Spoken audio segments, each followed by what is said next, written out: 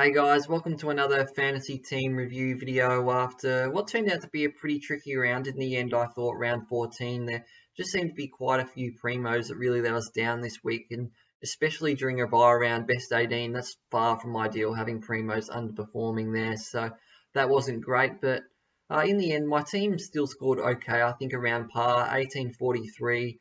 Definitely could have been a lot worse considering how many primos I had that just failed big time this round. So as a result, I kind of held my ranking around that 13,000 mark. So the ranking's still not quite where I want it to be. Obviously, I really want to get inside that top 10,000 at least by season's end.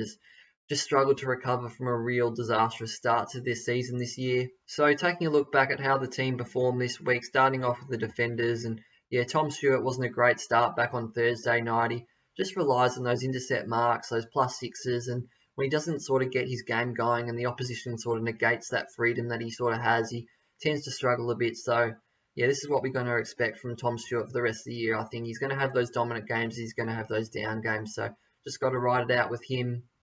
Jack Zeeble, very disappointing this week, and he's probably dropped off a bit over the last month or so, I think, which is probably to be expected for kind of a 32-year-old veteran of the game there in Zeeble. But, yeah, he definitely goes for me this week as his buy round comes up. So, unfortunately, did drop a bit of cash during this week, which makes it a bit more difficult to trade out. But yeah, definitely goes out this week, Jack Zeeble, but he's been a great pick this year.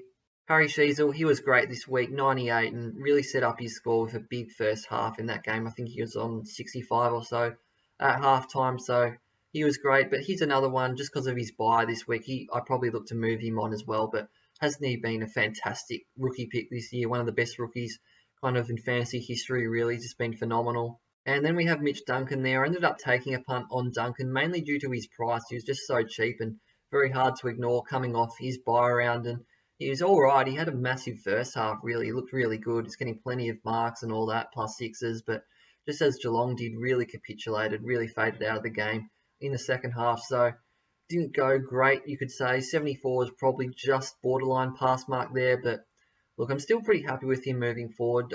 Mitch Duncan, he'll score 120 one week and like a 60 the next. You just got to ride the wave with him, but yeah, still happy with him moving forward. Plenty of games at the Cattery coming up, so he still could be a really nice pick moving forward. Moving on to the midfielders now, and Tim Taranto just continues his phenomenal 2023 season, and just a shame that I didn't have him captain in the end, as I ended up taking Josh Dunkley's score as vice captain on Friday night. So that was a shame, and probably a lesson in that, just to kind of either Tim Taranto has to be a vice captain or captain each week. I need to learn my lesson there. Marcus Bonampelli, 158, absolutely huge once again from the Bont there. And yeah, owning him in fantasy this season has kind of given me a much greater appreciation of the man, I think.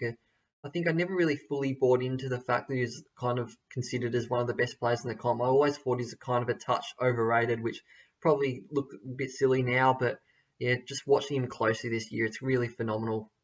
Truly a great player, Marcus Bonampelli. Definitely the best player in the comp this season for sure, I reckon, and leading contender for the Brownlow. Tom Green, he was good. Take that score from him every day of the week from Green there.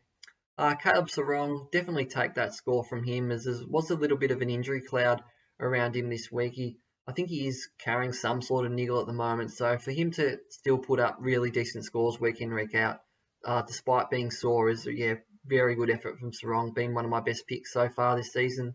Lockie Neal, who I brought in this week for a score of 100, which, yeah, you can't complain too much for that score there, but definitely would like to see him hit that 110 plus scores moving forward for the rest of the season, as we have seen him be very capable of that in the past. So, yeah, not a bad score at all there from Lockie Neal.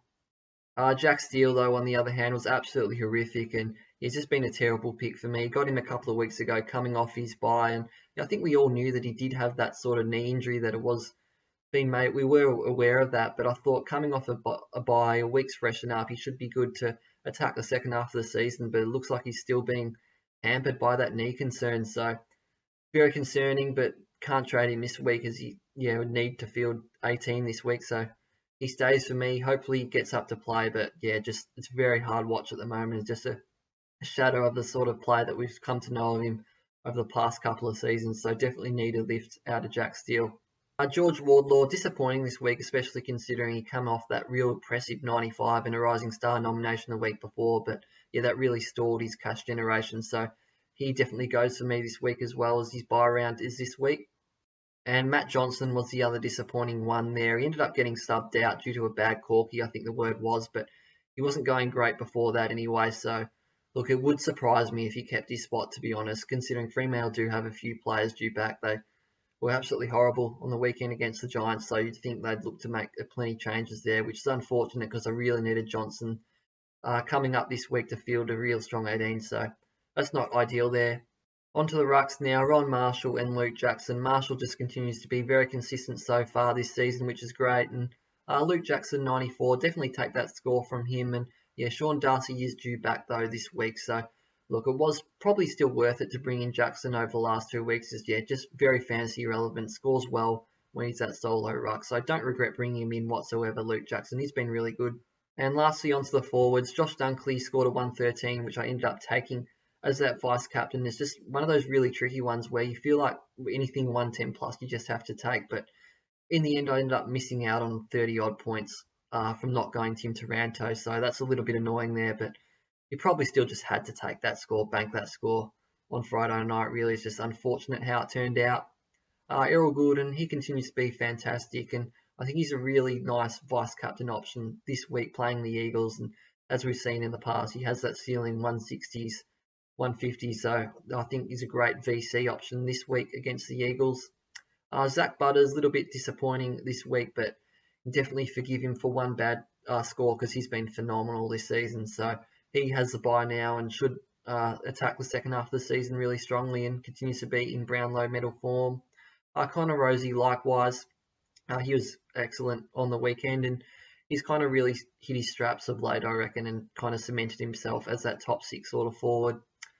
Bailey Humphrey, 75, which is definitely a score I'd take from him, but just not quite getting the midfield time as we saw kind of a few weeks ago, which is disappointing, but still has great impacts on game. He's really good for a goal a game there, so he's going all right.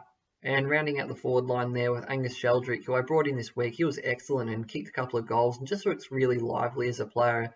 When you watch the Swans games, he's always around the ball, so look, he should hold his spot now on the side, you'd think, for sure, moving forward. And yeah, we'll continue to make plenty of cash for us this week and the weeks moving forward. So he was fantastic there. So in terms of trades for round 15, the final week of the buy rounds, and yeah, I'm pretty set on which 3 players I'm going to move on this week, being Wardlaw, Sheasel and Zeeble. The 3 Ruse boys there, they've been great, but yeah, the buy rounds come, so definitely time to move them on, I think. And it's just a matter of which 3 players I bring in this week. There's definitely a lot of combinations that I could have a look at, and I do have quite a bit of cash in the bank to use. So yeah, definitely plenty of options there. But at this stage, I've brought in Cameron, Yeo and Merritt. Darcy Cameron's the one that I'm probably most keen on there. Very cheap, playing as that number 1 sort of ruck with Mason Cox as kind of the backup there. And was in great form before the buy, so pretty keen on Cameron, especially at that price. And the other 2, Elliot Yeo's an interesting one. Probably not overly keen on him, but it's just the price, 605k. That kind of really sets up my next trade to bring in a real uber elite premium in Zach Merritt, who's definitely someone I've missed out on having over the last month or so. He's been in phenomenal form, and yeah, to bring him in for Zeeble is a very good upgrade this round. So I think I do like those trades, but there's definitely a lot of other combinations, some lot of other players that I am looking at.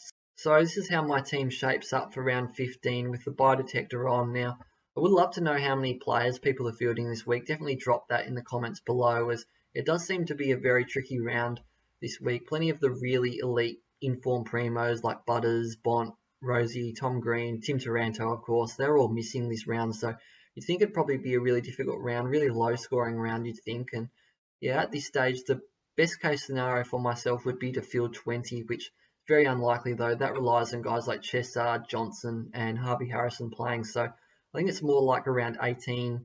At worst case, probably 17 if all Chessard, Johnson and Harrison don't get up. But yeah, hopefully some of those rookies play, get me to 18, as I still have 15 primos and also Bailey Humphrey as well. Probably my 16th best. So still a relatively strong side, but this is probably going to be my worst buy round. I definitely expected that, as I mentioned, some of the best real strong primos are missing this round. So yeah, that's all for today's video, guys. Thanks for watching, and yeah, good luck for the final week of the buys, and hopefully you'll get through it well, and yeah, I'll catch you next week with another video.